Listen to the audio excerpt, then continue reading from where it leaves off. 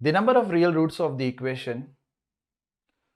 So if we take this as y, because it's the same thing in the bracket. So this is y cube plus 3y square plus 3y. Oh, this is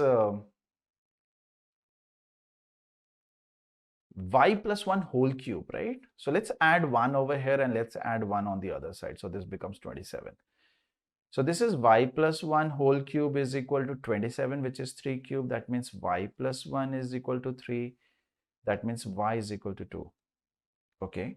If y is equal to 2, that means e to the power 2x plus e to the power minus 2x is equal to 2. Well, if you have the variable in the power, e has some value, right?